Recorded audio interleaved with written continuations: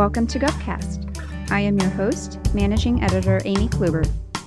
GSA's 18F office collaborates with other agencies to fix technical problems. Per its website, it envisions a country whose government consistently offers digital services that instill pride and trust, meet user needs, are secure, and are delivered quickly and at reasonable cost. For those wondering where the name 18F came from, it was named after the street corner it sits on in DC, 18th and F. We spoke to the head of 18F to get her take on how the office keeps its customer needs in focus, diving into a bit on her background in graphic design and even theater. I'm happy to speak today with Angela Colter, Executive Director at 18F. I was fascinated hearing about your various initiatives and projects at the office at our February CXO Tech Forum. I wanted to get to know you a little bit more, and thanks for venturing over to our office to talk with us. My pleasure. Thank you for having me. What are your roots professionally? How did you come into government? How did I come into government? Prior to working in government, I worked in consulting. So I did work in the private sector. And I had heard about the government digital service in the UK. I think this was back in 2012. I attended a conference, heard someone who worked on gov.uk talking about the work that they had done there. And I remember thinking, if they ever do anything like that in the US, I want to be part of it. When I heard that they had stood up, at the time I'd heard about 18F, I'd heard about the US Digital Service. I sent in an application and now here I am. Did you always find yourself that you would be a part of government, or was that kind of a new venture? That was a new thing. Yeah, I think until I'd heard that there were these sort of digital initiatives in other countries, that just never crossed my mind that that was a thing that you could do, that you'd have folks working on digital experiences within government. I mean, now it seems like a no-brainer that, of course, you would have people working on that because it serves so many people. But at the time, I just wasn't aware of it. But as soon as I became aware, I'm like, that's what I want to be doing. So you have some background in graphic design, and many of your experiences since then included the terms usability or user experience, et cetera, according to your LinkedIn. And by the way, I don't know if anyone has ever told you, but your LinkedIn is incredibly interesting. I mean, talk about Thank you. user experience, right? It totally, as far as a digital resume goes, it was rife with stories that I kind of want to poke more into. Yeah, that was intentional. I wanted to do something with that sort of told the story, because I've taken sort of a circuitous route to the work that I do now. And I kind of felt like I needed to explain myself. So that seemed like, a good place to do it. I think there's more of a push these days for telling stories within portfolios. So if you are applying for a job as a designer, I think that now we're starting to realize it's not just about the visual aspect, but it's about what problem are you trying to solve? And what sort of barriers did you encounter to that? And storytelling's a great way of doing that. There's a visual component to that as well, of course. It just seemed like the thing to do. So thanks. I'm glad you enjoyed it. What exactly does user experience entail? Would you say it's a new role as far as the state of technology and everything? How much has that evolved with technology, that role specifically? Yeah, I mean, I think there's a long history to user experience being part of when you're building software. It hasn't been called that up until much more recently, but I think it's always been a component, or at least it's always been recognized that a person's experience of using the software or the product is something that needs to be attended to as well. I think it's just become clear more and more recently, like how important that is. But I think it's always been there. Part of our GovCast user experience, if you will, is to get to know you a little bit more outside of your current role. I read that you initially had wanted to be a writer. What drew you to that field and then away from it? Yeah, I will back up even further than that. My bachelor's degree actually is in technical theater. So I spent the first couple of years out of college working for touring theater companies, dance companies, opera companies, realized at some point I am never going to be able to make a living at this. Went back to grad school and thought that, maybe writing might be the direction that I wanted to go in, maybe graphic design. I landed at a program that combined those two really well. Initially, yeah, I thought that going down sort of the writing path might be the way to go. And I don't know that I've necessarily turned away from that. It's just kind of another tool in the toolbox. I fell into doing work with usability, with user experience. One of my experiences in grad school was working on a project where we were trying to identify how to make experiences better, digital experiences better for users with low literacy skills. And so that all sort of combined kind of pushed me sort of away from the focus on writing to more of the usability and user experience end of things. Kind of jumping back about the technological landscape of things, with it always changing and adapting, describe how you've seen it changing from your perspective over the years, and especially with your involvement with the whole user experience ecosystem. How has that impacted you or your work? How the landscape has changed over time? I mean, I think it's interesting. I feel like in some respects it hasn't changed all that much, or at least the parts that I focus on. If you center sort of the need of the end user in what you're doing, that stays remarkably consistent. I think the thing that has changed, and the thing that changes really rapidly, is the particular technology that's maybe being used to bring those experiences to folks. Back 15 years ago, when I was building websites, building them in HTML, now anytime I try to view source on a site, I don't understand it at all. That part of it has changed completely since I was first starting. So yeah, the technology has changed, but things stay pretty constant when you're focusing on what problem are we trying to solve here? What are the users' needs that we need to address? That part of it stays pretty consistent. And then as well, when you're talking with partners, agency partners, or whoever's hiring you to do what you're doing, making sure that you talk in terms of how solving user needs is going to help also address whatever the business need is. And again, I feel like that part of it stays pretty consistent. Then on the other hand, would you say the needs have changed at all over the years? Or is it more so about always trying to improve or modernize systems, or has that remained pretty much the same, just on a different level? The needs are what they are. And certainly those are going to change depending on what your audience group is or what it is that you're building or redesigning. I think expectations have changed. So that brings up a question regarding 18F specifically. Mm-hmm. When a group or a department or an office come to you wanting to work with you guys, mm-hmm. why would they go to you versus someone in the private industry? Right. I think in some cases, like, they could go to somebody in the private sector, and in many cases, the intent is for them to go with someone in the private sector. So let me explain what I mean by that. The reason why they might work with 18F first is that a lot of times when agencies come to us, they're looking for a specific thing. We want your help redesigning a website, or we want your help building a platform. And we can do that. But the thing that we've tried to sort of evolve on over the past couple of years is that we're pushing beyond, oh, you want a website? We could do that. We really try to start out with pushing beyond what they're asking for to get to what the need is. Okay, great. You want a website, but what problem does that solve for you? What's going to change as a result of redesigning? And what we often find is a redesign may address some of the issues, but maybe not the core issues.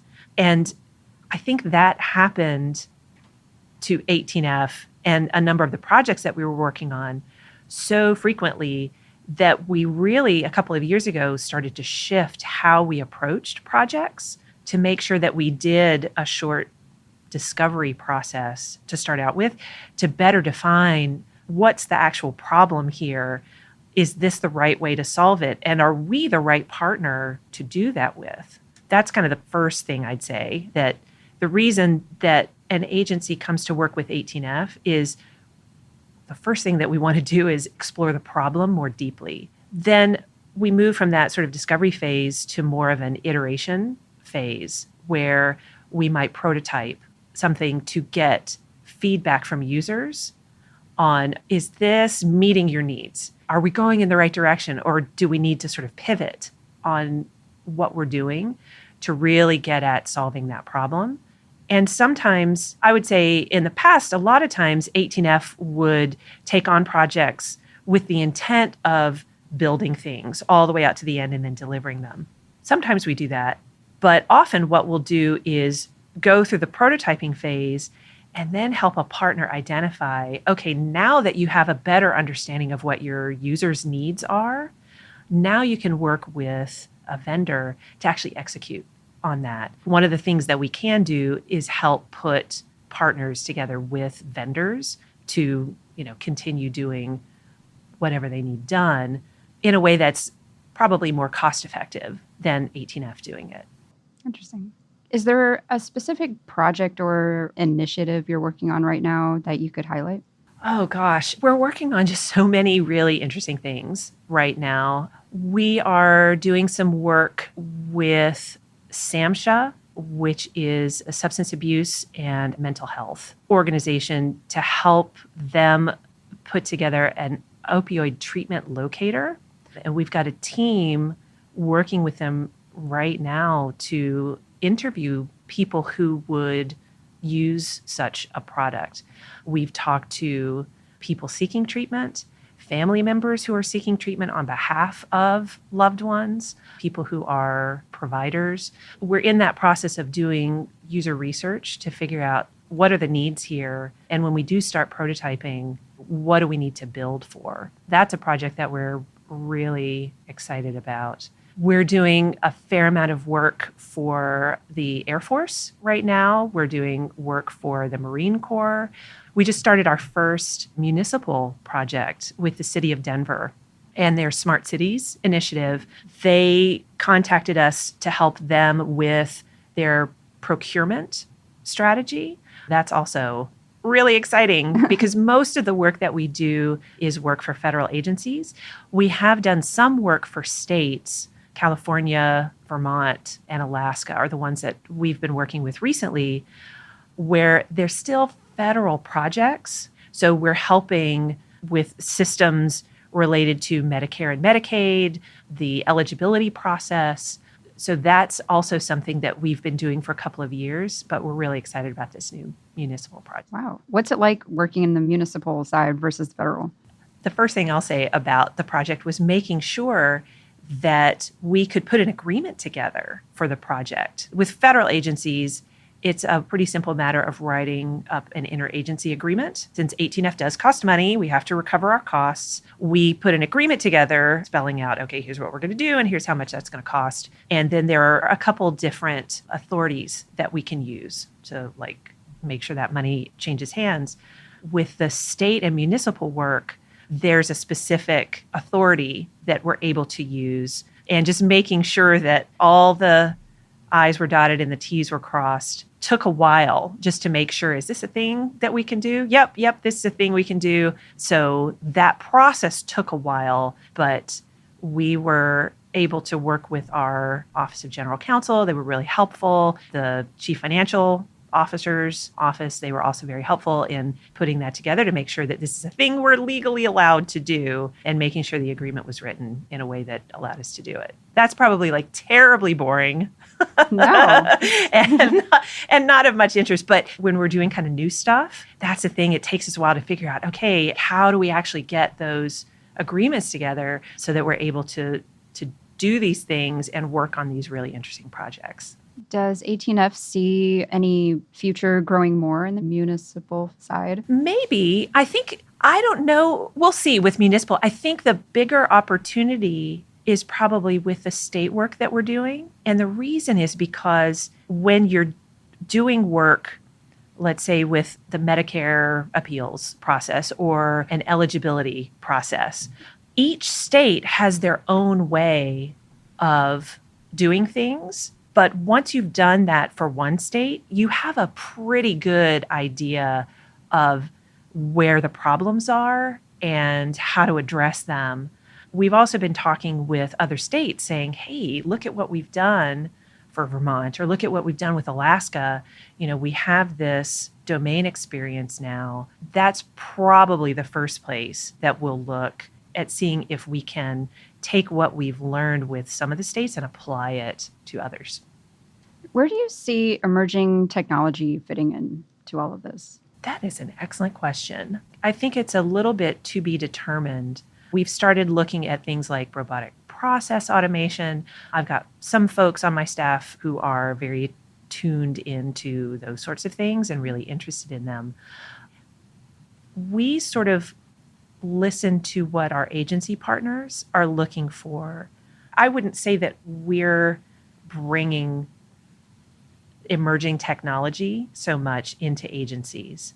I mean, the interesting thing is that the approach that we're taking is really very old-fashioned, really. We start with identifying, okay, what's the problem we're trying to solve, and who is going to be using this system, whether it's the general public or a federal employee, and better understanding, like, how do you do that work now? Or what information do you have to gather before you apply for benefits and things like that? There's not much emerging about that aspect of it. I think the way that you address those problems might be solved by things that are emerging, but I think our focus has tended to be on just covering those basics. It's almost like you don't fix what's not broken. Right. Kind of. So that's pretty interesting because we hear all this talk nowadays about what's the next technology? What are we going to do new? Maybe in some instances, such as this, you don't need to do it in a new way. I really feel like that's true. I think you're right. People do want to know about, like, what's the next big thing? And to me, that's less interesting than what do your users need right now? And have you done your due diligence in identifying that? Because until you get that part of it right, the technology you use to solve the problem isn't really going to matter that much if you don't have a solid understanding of who you're building for. So that's why I feel like that's what we try to keep focused on while still being aware of what's out there, because people do ask about it. I feel pretty comfortable that we're focusing on the right thing and doing right by our partners by focusing on the end user. Pivoting a little bit more toward the workforce side of things and recruiting, with 18F being such a new office within GSA, and you actually joining 18F pretty soon after it was started. That was 2014, wasn't that? I joined in 2016. So the office started up in 2014. We just celebrated our 5th anniversary last week, so that was very exciting. I joined about 2 years in, so February of 2016. The organization is still pretty young, although I would say we have done a lot of maturing in the last couple of years. What was some of the biggest challenges, whether it's being a new office or having to attract talent into your office? What were some of the big challenges and how have you overcome them? I think the big challenge for us that continues today is hiring. Because 18F is primarily a term organization, so about 90% of us, I think, came in under, it's called Schedule AR authority, where it's accepted service, where you're being accepted with an E from the competitive hiring process, which is supposed to be faster. But the trade-off is that you come in for either a 2-year term up to 4 years, but you can't exceed that 4-year term. What that means is that now that we're 5 years old, we have 25% of our staff terming out every year. In order to keep up with the amount of work that comes in, I have to plan to hire 25 people every year. And that doesn't even count if we want to grow, if we want to take on more projects. So that's pretty challenging to just keep up with terming out. It takes, I think right now we estimate that it takes between 4 and 6 months to hire somebody. The fortunate thing about term hires is that we have a pretty good idea of when people are going to leave. Sometimes they leave a little bit early, but we know what the deadline is, like after which they're not going to be able to stay. So we are able to do some planning with that, but it still is a challenge. I would say that the supply part of it, those numbers still look good. When I was in a position to hire, before I stepped into the executive director role, I was the director for the strategy chapter within 18F. We were looking to hire 6 new strategists. We got 176 resumes for those 6 roles. And to me, that indicated that there's a really high demand for doing these sort of term positions, coming in and doing a term of service within the government. And this year, it's similar. We're in the process of trying to hire, I think it's 20 people in the next 6 months. We still have, for most of our roles, a pretty healthy funnel there of people who've expressed interest. And then you have, the funnel starts to narrow as you qualify those folks, and then, you interview them, and then you end up with the folks that you make offers to. But I think it's really a testament to the work that we're doing and the mission that really resonates with people, that so many are still 5 years after we started, still interested in coming to work at 18F. So what would make the ideal 18Fer, if you will? What are some of the qualities you look for, and what would be like a rock star 18F employee? So we have different types of roles. So I'm going to sort of break that down. We hire people with acquisitions experience, people who are engineers, product managers, strategists, all sorts of designers, visual designers, user experience designers, researchers, content designers. We have account managers as well. I would say the folks that come to 18F who make for successful hires have that deep experience in whatever domain that we're bringing them in for. We look for what we often refer to internally as T-shaped people. For an engineer, we might bring somebody in who has deep experience in maybe information security, but we're also looking for that sort of broad skill set so that if you're not working on a particular project that's information security specific, I can still staff you on a project that uses your more general software development skills. Same thing really with our other roles as well, particularly design. Product management is a little more narrow than that. Strategy, I love that group. They're very diverse in the skill set that they bring in, but that group in particular has a deep skill set in consulting. And that's the thing that I think makes for a successful hire within 18F when you've got that kind of T-shaped experience in whatever domain that you're in, coupled with that consulting experience. So knowing how to present in front of a group, and not only presenting to peers within an organization, but also being able to talk to that sort of executive level sponsor as well. We actually have a number of people who came to us from academia, either designing for them or just finishing up their PhDs. That is a component of folks at 18F who do come from academia. I think they're all great as far as being able to share their experiences. That's something that we try to do with all the projects that we work on. Coaching is a pretty significant component so that you're not just building something for a partner. You're also working with the engineers or the designers or the product owners in the partner agency and kind of helping coach their skills so that whenever 18F steps back and transitions, okay, here's what we've all been working on for all this time. Now it's up to you to keep it going. We want to make sure that we're successfully transitioning that project the coaching aspect of it is really important. I don't know that that necessarily directly answered your question, but yeah, coaching and teaching is something that we're often called on to do within projects. In the next 5 to 10 years, where do you see your work taking you, whether that's in or out of government? For me personally, you mean? Like what's up next 5 or 10 years? Again, that is an excellent question that I haven't really spent a lot of time thinking about. I have 1 year left in my term at 18F. I'm focused on what can I do to make sure that this organization is on solid footing. So whenever I step out and somebody steps into this role, that I've done as much as I can to make sure that 18F is here 5 or 10 years into the future.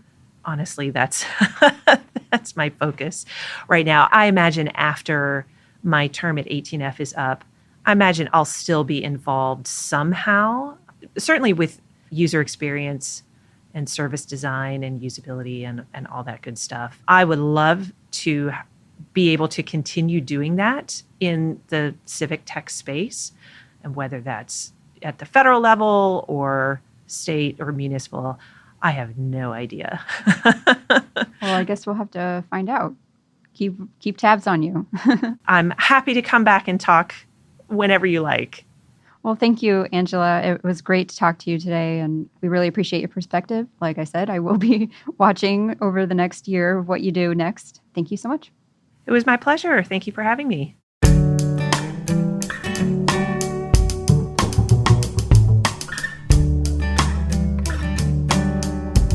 GovCast is a production of Government CIO Media and Research. For more podcasts, head to governmentcio.com/podcasts.